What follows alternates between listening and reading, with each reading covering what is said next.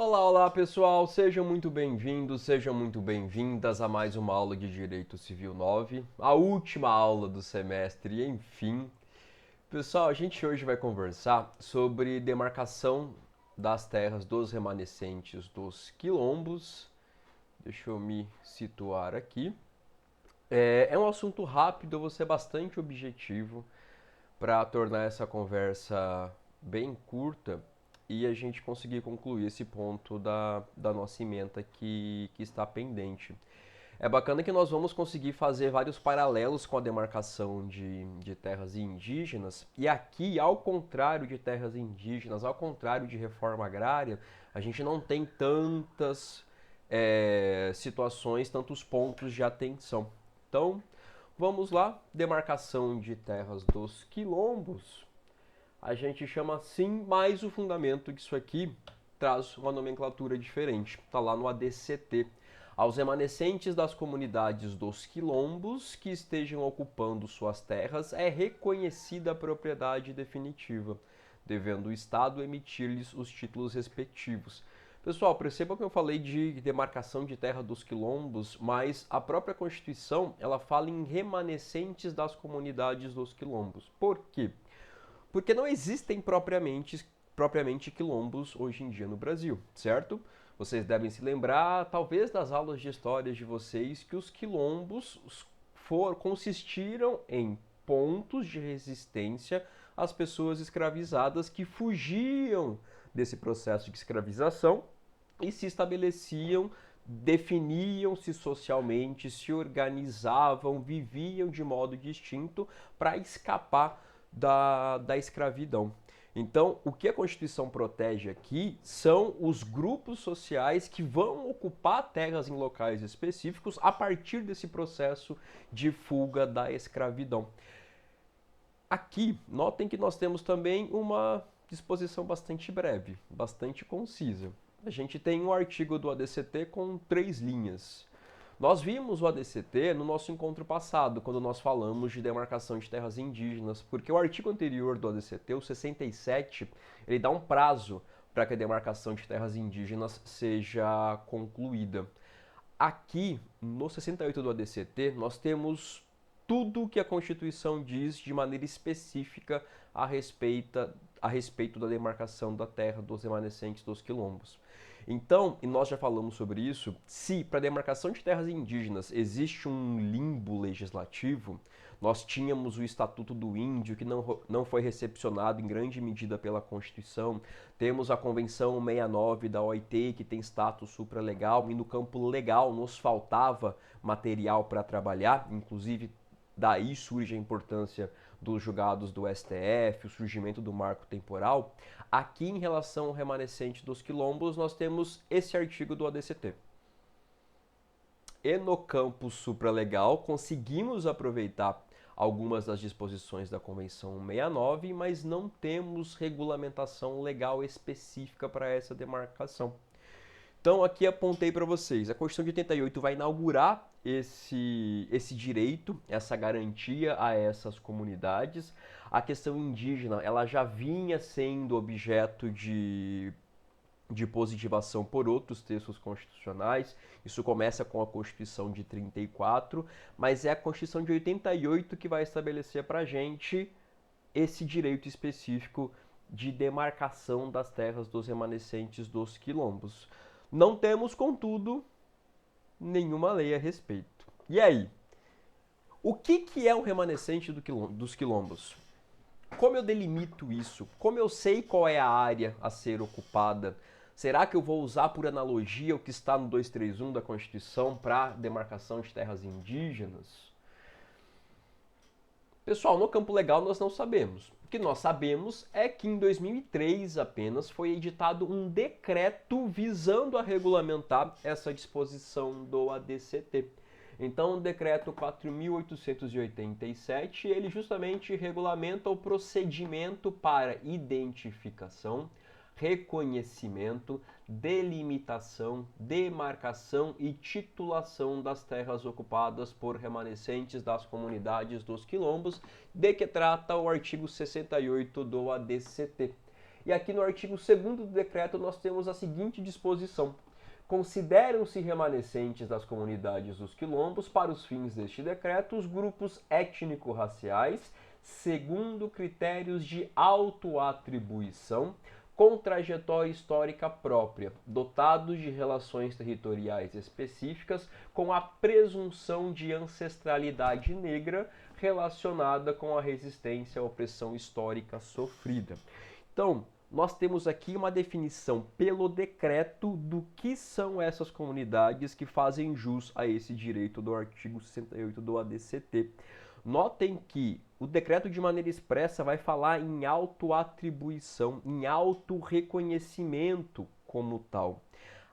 Aqui nós temos um alinhamento do decreto com uma disposição da Convenção 69 da OIT, que nós já conversamos a respeito, é aquela convenção que traz direitos e regulamenta algumas situações para povos indígenas e a convenção chama de tribais, que seriam outros povos tradicionais que incluiriam os remanescentes dos quilombos. Lá na Convenção 69, nós já temos o critério de autodefinição, autoatribuição, autorreconhecimento, autodeclaração como um elemento fundamental para a identificação de povos e comunidades tradicionais. Eu estou aqui bem no meio do texto, vou ficar menorzinho. Então, nós temos aqui um ponto que até gera polêmica, e nós vamos já ver que isso aqui foi objeto de uma ADIM, mas que nada mais fez além de, nesse campo infralegal, estabelecer algo que já estava no campo supralegal, por meio da Convenção 69 da OIT. Então, aqui nós temos essa identificação de quais são os grupos destinatários desse direito e dessa possibilidade de demarcação. Na sequência, o mesmo artigo 2º traz para a gente alguns desdobramentos.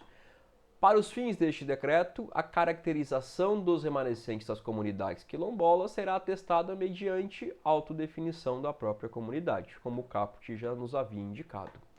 São terras ocupadas por remanescentes das comunidades dos quilombos as utilizadas para a garantia de sua reprodução física, social, econômica e cultural, parecendo o que a Constituição faz no parágrafo 1º do 231 em relação aos indígenas. Então, o espaço a ser demarcado, resguardado, o direito territorial que incide aqui, ele abrange não só aquele espaço necessário à moradia e à produção, mas a regulamentação fala em reprodução física, social, econômica e cultural. Então, espacialmente, nós vamos geralmente ter uma delimitação que transcende, que vai além daquilo que seria apenas para moradia, apenas para produção. A autodefinição de que trata o parágrafo 1º do artigo 2º deste decreto, então, aqui, será inscrita no Cadastro Geral junto à Fundação Cultural Palmares, que expedirá certidão respectiva na forma do regulamento. Então percebam que eu já tenho definido aqui que, para que eu caracterize o grupo, a comunidade remanescente dos quilombos que vai ter direito a essa demarcação, eu preciso da autodefinição. Essa autodefinição, ela precisa ser registrada junto à Fundação Cultural Palmares. Nós já temos falado ao longo da disciplina da atuação da União por meio de outras entidades para regulamentar, para definir alguns dos direitos. Falamos sobre, por exemplo, o papel do INCRA na reforma agrária, o papel da FUNAI na demarcação de terras indígenas. E aqui a Fundação Cultural Palmares vai ter um papel importante nesse primeiro momento, de fazer o recebimento e o cadastramento dessa comunidade como comunidade dos remanescentes dos quilombos. Só que a gente passa agora para um processo que também é descrito no regulamento de como vai se dar essa demarcação. E aqui eu vou envolver várias outras entidades e várias outras pessoas da administração pública em mais de uma esfera.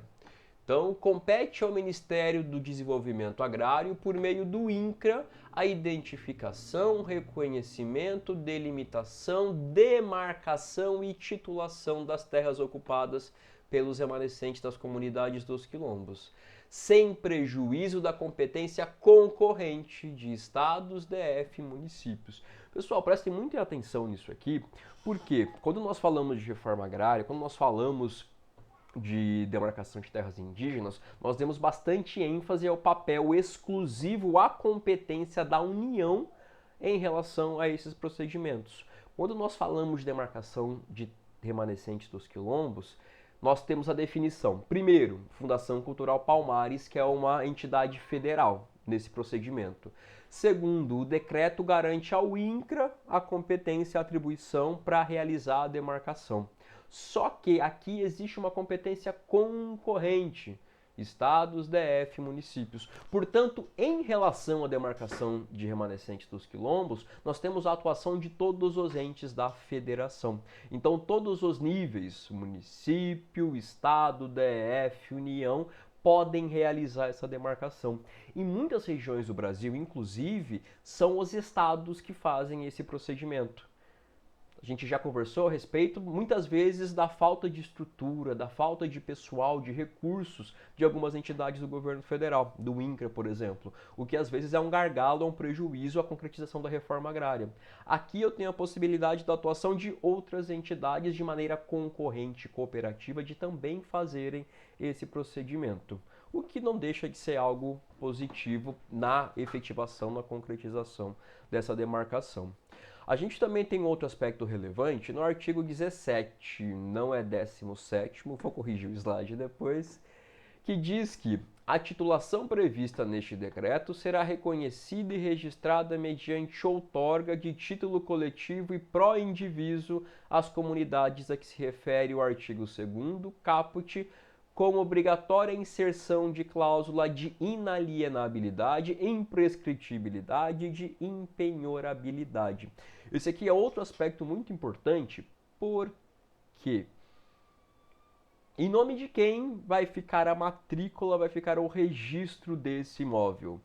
Fica em nome da União, do ente federativo que realizou a demarcação do município, do DF, do estado, e aí eu vou ter o usufruto e posse permanente da comunidade quilombola, como é com os indígenas? Pessoal, aqui não. Aqui nós temos um ponto diferente, um ponto de distinção também em relação à demarcação de terras indígenas.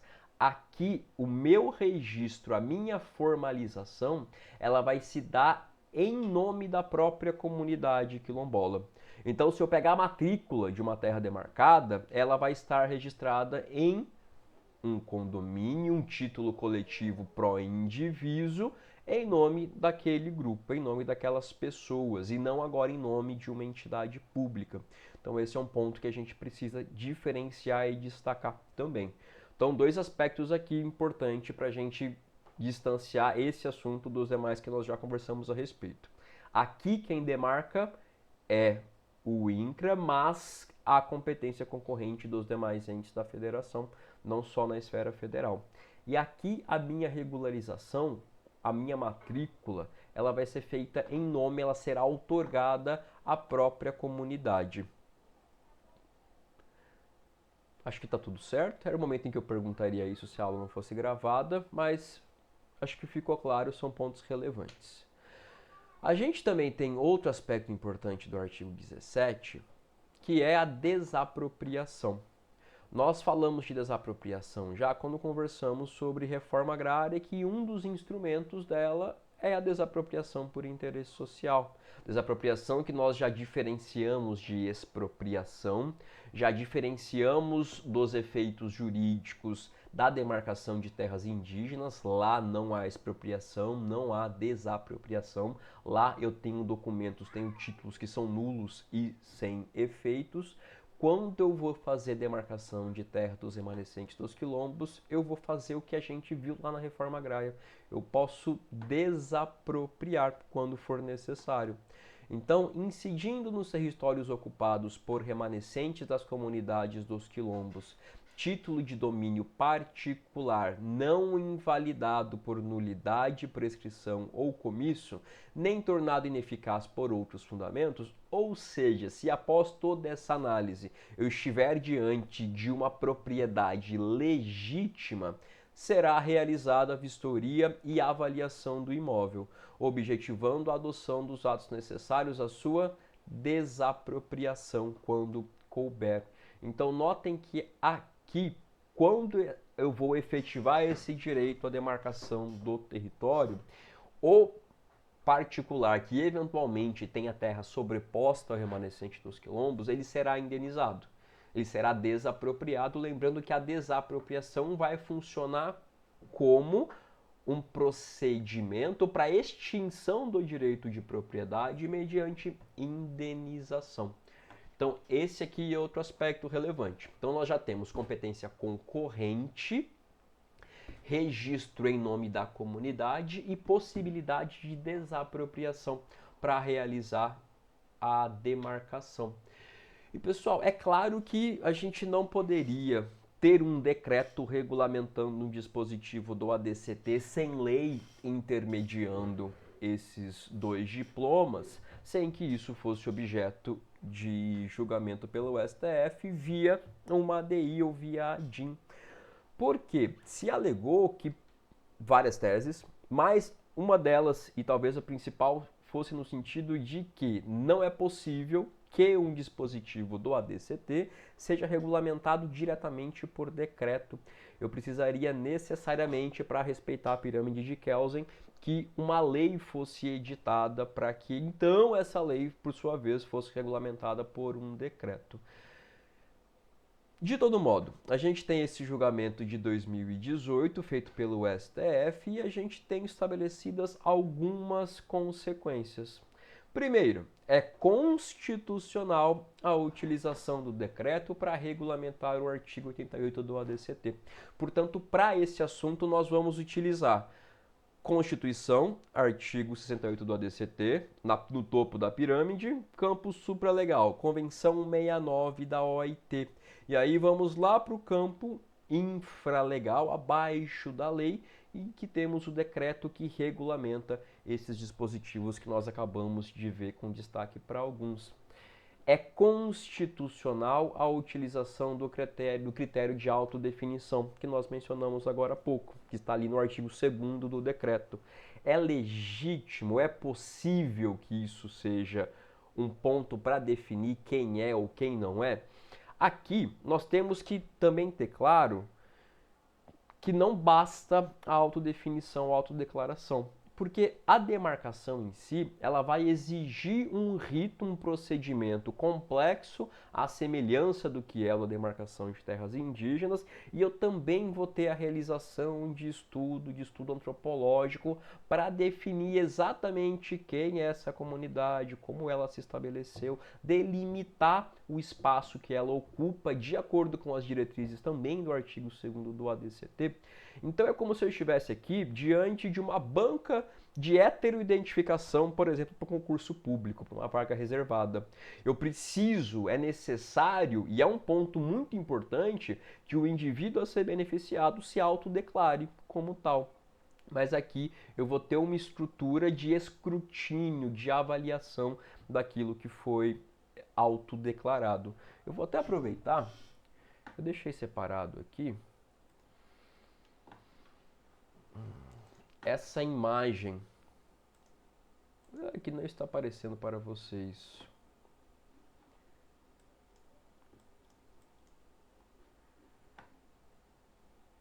Por alguma razão. Eu coloquei só a tela para compartilhar.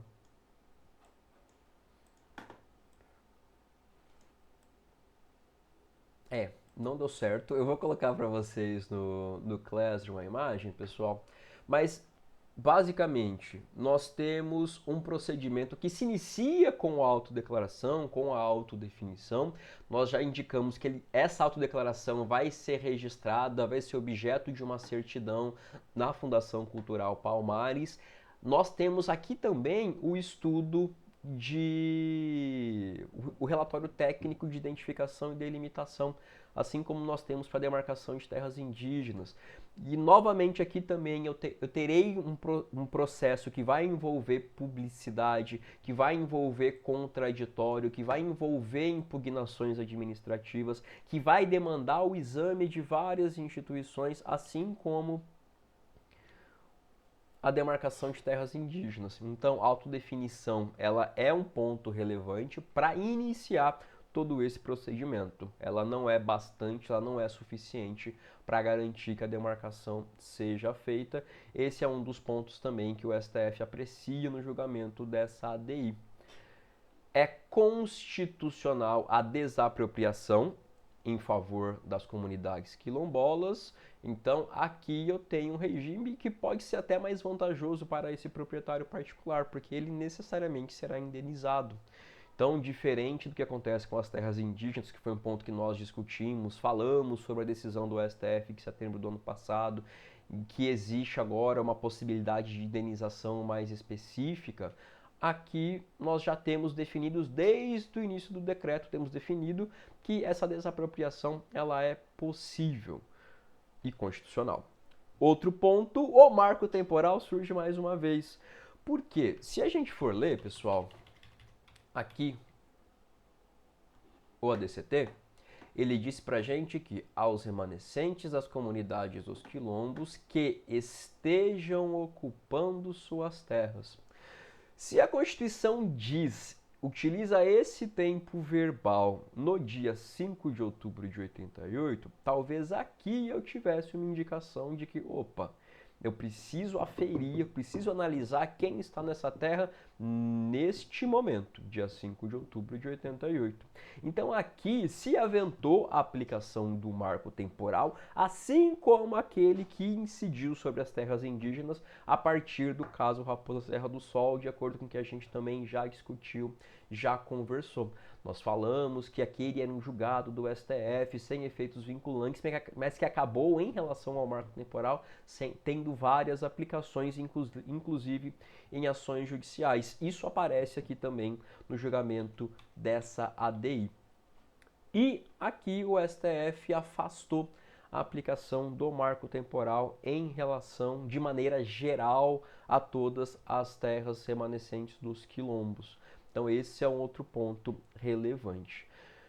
Pessoal, nosso assunto é um assunto rápido, eu tentei ser o mais objetivo possível, porque eu sei que a aula gravada não é a mesma coisa, não é tão divertida, a gente não pode conversar, vocês não podem me fazer perguntas. Mas, em suma, nós temos o ADCT e temos um decreto. Autoatribuição é utilizada e foi declarada constitucional pelo STF. Essa autoatribuição, eu vou colocar para vocês a imagem no Classroom, ela dá início, ela é o pontapé inicial de um procedimento de demarcação bastante complexo. Essa autodeclaração é também objeto de cadastro na Fundação Cultural Palmares, o que gera uma certidão. Tenho aqui competência concorrente para o procedimento de demarcação. Uma vez demarcada a terra, o título fica em nome da comunidade, com cláusulas de inalienabilidade, imprescritibilidade e empenhorabilidade. Portanto, um direito de propriedade limitado. Não é algo que eu possa, por exemplo, vender, passar para frente, alienar, penhorar, gravar com esse tipo de ônus essa propriedade, mas aqui não fica em nome da entidade pública. Vou fazer desapropriação para essa finalidade e esses são os pontos declarados constitucionais pelo STF. Bom, é isso.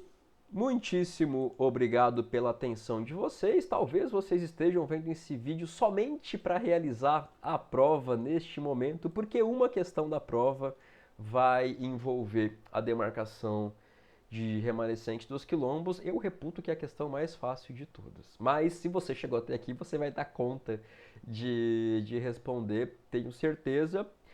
É isso, pessoal. Prazer, como sempre, embora de maneira diferente. Não quero ver ninguém mais, porque se nos encontrarmos, vocês estarão de exame fazendo segunda chamada. Estarei com vocês de novo no semestre que vem, na disciplina de Direito Ambiental. Descansem, recarreguem as energias e até lá.